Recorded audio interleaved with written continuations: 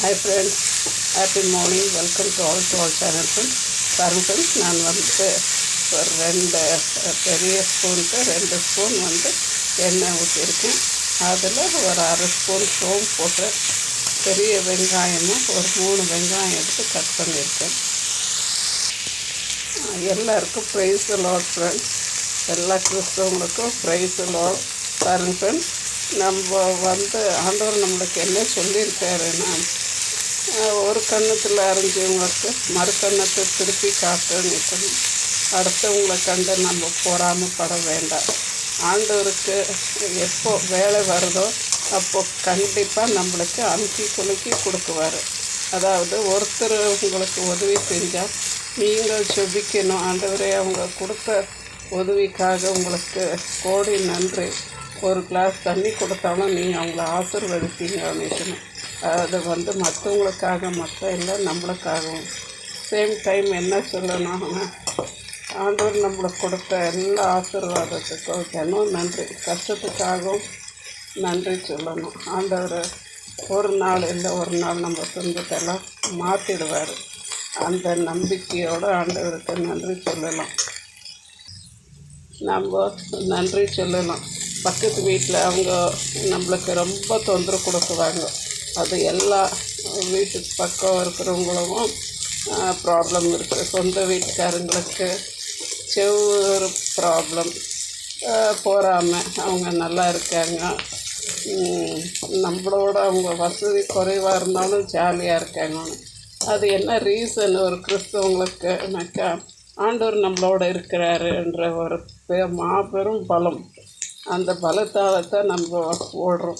எல்லாம் நம்மளை கேட்குவாங்க, நீங்கள் இவ்வளோ கஷ்டப்படுறீங்க, ஏன் இவ்வளோ ஜாலியாக சாப்பிட்றீங்க? ஆமாம், ஆண்டவருக்குள்ளே இருக்கிறவங்களுக்கு ஆண்டவர் கொடுக்கறது நல்லா கொளுத்த உணவு தான் கொடுத்துருக்காரு. எலியாவை போஷித்த தேவன் நம்மளும் அன்றாட போஷித்து கொண்டிருக்காரு. எந்த ஒரு கிறிஸ்தவனும் பசியோடும் பட்னியோடும் வருக சென்றதில்லை. அதே மாதிரி நம்மளுக்கு மனஸ்தாபம் இருக்கும்போது காலையில் நம்ம மனஸ்தாபம் பட்டால் அது சாயந்தரக்குள்ளே நம்ம ஒப்புரவு ஆகணும்னுட்டு தான் ஆண்டவர் நம்மளுக்கு சொல்லி கொடுத்துருக்காரு. ஸோ தாழ்ச்சியாக இருக்கவும், ஆண்டவருக்குள்ள மகிழ்ச்சியாக இருக்கவும், யார் நம்மளுக்கு என்ன கொடுத்தாலும் ஆண்டவரே அவங்க இதை கொடுத்துருக்காங்க, அவங்களுக்கு நம்ம திருப்பி கொடுக்கணும்.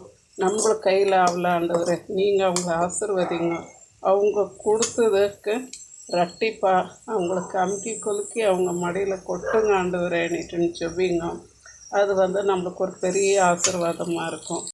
இப்போ பாருங்கள் ஃப்ரெண்ட்ஸ், நான் இதில் ஒரு ஸ்பூன் அளவுக்கு இஞ்சி பூண்டு பேஸ்ட் போட்டுக்கிடுறேன்.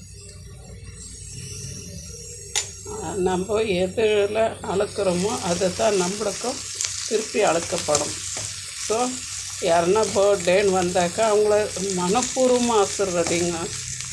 நல்லா உடல் பல சுகத்தோடு சந்தோஷமாக நீடிய ஆயுளோடு இருங்க. ஆண்டவர் உங்களை ஆசீர்வதிக்க வரேன்னுட்டுன்னு ஆசீர்வதிக்கிறதுல குறுகின மனசை காட்டாதீங்க. இதுக்கு அடுத்து நான் இதில் தக்காளி போட்டுக்கிறேன். ஃப்ரெண்ட்ஸ், தக்காளி ஓரளவுக்கு கொஞ்சம் வதங்கிக்கிச்சு.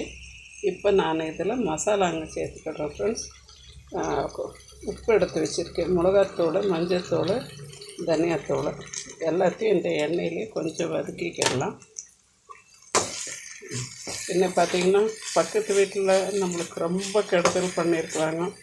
ஈவன் நம்ம ஒருவங்க கூட இருக்கலாம். கவலைப்படாதீங்க. அவங்க என்ன இப்படி பழி சுமத்துனாங்க, திருட்டு பழி சுமத்துனாங்க, அசிங்கமாக பேசினாங்க. ஆமாம், இதெல்லாம் ஆண்டவருடைய சித்தம் இல்லாமல் எதுவுமே நடக்காது. இப்போ யோபுவுக்கு ஆண்டவர் ஆசீர்வதிக்கு முன்னால் ஒரு சோதனை. சாத்தான்கிட்ட ஆண்டவரே கேட்டார், நீ போய் என்னுடைய தாசனான்னு யோபுவை சந்திச்சியான்னுட்டேன்னு.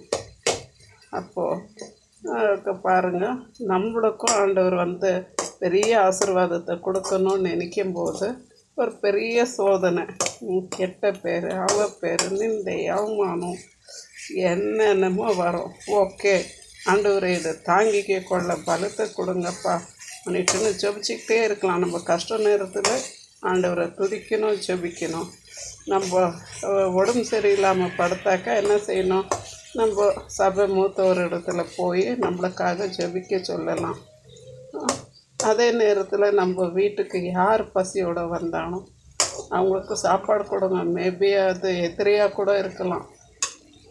பாருங்க ஃப்ரெண்ட்ஸ், இப்போ நான் கொஞ்சம் ப்ரொக்கோலி வாங்கினேன், அதை கட் பண்ணியிருந்தேன். அதை இதோடு சேர்த்து கொஞ்சம் தண்ணி ஊற்றி வேக விட்டுக்கலாம். ஃப்ரெண்ட்ஸ் நான் சொன்ன ஒரு சின்ன விஷயம் உங்களுக்கு ஒரு ஆசீர்வாதமாக இருந்துச்சுனாக்கா எனக்கு கமெண்ட்ஸில் ரிப்ளை பண்ணுங்கள் ப்ளீஸ். பாருங்கள் ஃப்ரெண்ட்ஸ், இப்போ தண்ணி ஊற்றிட்டேன்.